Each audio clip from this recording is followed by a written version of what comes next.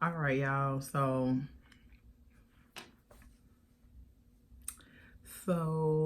I apologize for my last video cutting off abruptly. My mother called me and kind of ruined my video. But one of the comments I got was about establishing business credit. So I don't know everything about established business credit, so I'm only going by my experience and what I had to do to get to establishing business credit. Which I'm still working on because I haven't been able to use it just yet to see if it works. But of course, I'm gonna keep y'all updated. But the main things I do know you need is you have to get LLC. You go through the Secretary of State, whatever state you're in, to get LLC. I suggest that you try to get a virtual office or even just use somebody else's home address. Just don't use your own. Use 2 different addresses for your home and address for your business.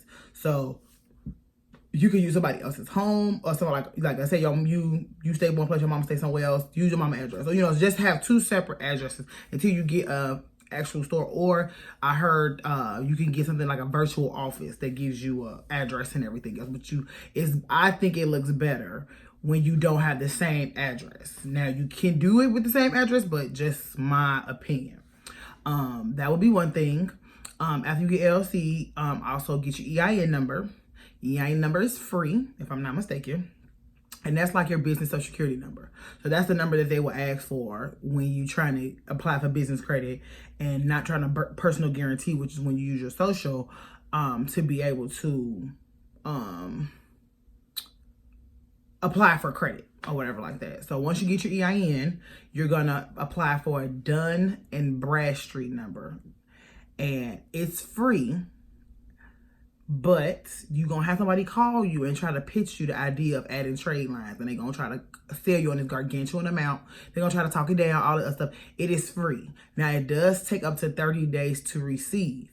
Now, the Dun and Bradstreet number is the number that's going to create your paydex score. Your paydex score is like your business credit score. So I don't know why we need the Dun and Bradstreet number, why it's just not the EIN number, but the EIN number creates the Dun and Bradstreet number. And the Dun and Bradstreet number is almost like another form of social security for your business. And so sometimes they will use your paydex score to judge whether or not they'll give you money. So to get a paydex score, you have to, it's almost like building your personal account. You have to get some secured credit cards or whatever like that. And so the 3 main people I see people use, and I used it too, was Uline, Granger, and Quill. Now, sometimes you may have to call and do the application, but it's usually a net 30 account. So what the net 30 account is, you buy something for over $50 and you pay it off in 30 days. So it doesn't carry a balance when you pay in the minimum every month and like that. You pay it off in 30 days and they report to this Dun and Bradstreet number. So you need 5 occurrences to be able to create a paydex score. So the moment you get your Dun and Bradstreet number, you're going to get an Experian credit score. But to get a paydex score, you have to have so many net 30 occurrences. Now, usually it's a count. So when I first did it, I thought I had to get 5 different companies to report to my paydex. When really I ended up having 5 different transactions. So I don't know if it's all the way true. I'm just going by what happened with me. I did like 2 or 3 with Quill, and I did 1 with Granger, and I did 1 with Uline. And that was enough to give me a paydex score. And I have a paydex score, I believe, of 80 at the moment. So it sounds low. It's not like a personal score. The paydex score goes from 0 to 100. So obviously 80 is like a B. So that's how that goes. Now, I haven't tried to actually use it yet without like a personal guarantee or everything like that. But I suggest make sure your personal credit is just as good as your business credit. Because now to start off, they're going to want a personal guarantee. The only time, for the most part, that they don't want a personal guarantee is when you're making multi-million dollars and you can prove that you're making millions of dollars to not ask for one. Again, just my experience. So Once you get that, that's when you can start applying. So you'll have an Experian credit score number, and then you'll have a payday score number. Every company is different on which one they pull from. So my Experian right now, I don't remember what it is, but I believe they do the same scale of it being 0 to 100. It's not like a 650, 750 and all that other like the personal credit is. So I'm still working on the ins and outs on what the details are, but I did want to give you that information to say, the only thing that you should be paying for is your LLC. Everything else is free. Oh, and then your net 30 account. So obviously you're going to pay for what you got. So I had ended up buying some ink. I bought some labels. I bought stuff that I could use. Now that don't always go for everybody where you can be able to use it. If you buy some like Uline, they sell Quill. Quill sells everything from bleach to detergent to what you can just buy some household products, but you have to buy something. And sometimes if you're a new business, you may have to buy something cash a couple of times before they extend you a line of credit. So other than that, that's all I kind of got tonight, is those three things: LLC, EIN, Dun & Bradstreet number. And then once you have those three things, you can get, because you have to have a Dun & Bradstreet number for it to report. So if you don't have a Dun & Bradstreet number, none of this is going to matter. So once you get the Dun & Bradstreet number, do not start a net 30 account until you have a Dun & Bradstreet number. Because without it, it does not report to anything. So it's like you kind of got to go in order. Get the LLC, get the EIN, get the Dun & Bradstreet number, and then get the net 30 accounts to be able to accrue or get a payday score and an Experian score.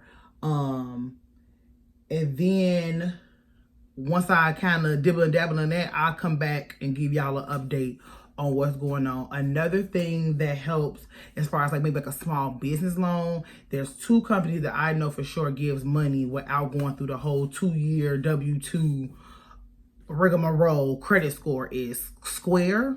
The POS system, they have it where if you make once you make it the $10,000 threshold, they'll offer you a loan according to